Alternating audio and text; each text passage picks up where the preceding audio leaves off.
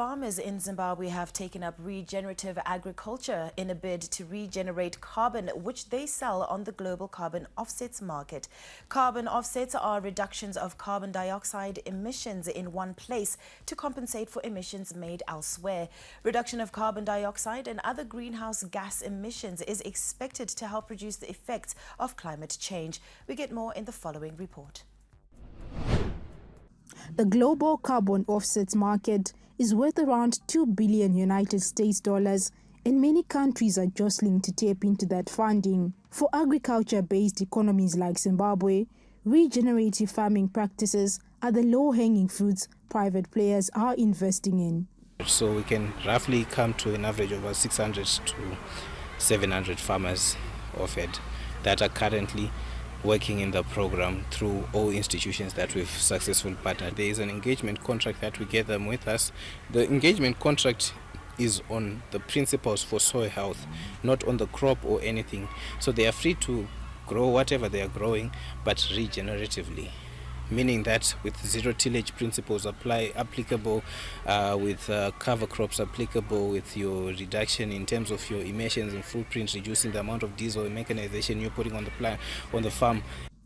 Apart from improved yields which come as a result of enhanced soil fertility, farmers get to bank carbon through these projects.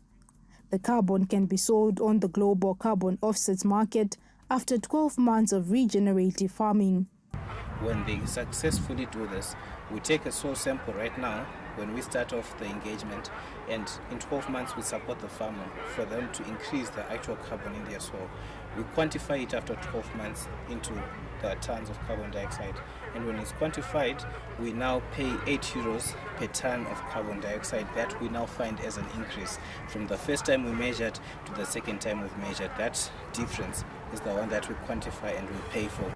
There are concerns that Zimbabwe and other African countries are not benefiting much from the global climate impact finances, yet they are the most hard hit by effects of climate change. Last year, developed countries pledged to mobilize $100 billion United States dollars to finance climate action programs in developing countries, but the money has not been released yet. At COP, African countries are not going in isolation.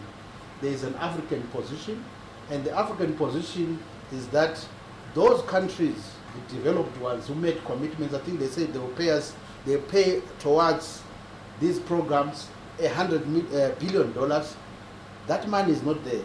We need to push them to honor their commitments. Next week, the 28th United Nations Climate Change Conference of Parties kicks off in Dubai, and Zimbabwe hopes to benefit more funding towards climate action projects. Sharon Munjenjema for SATN News in Harare.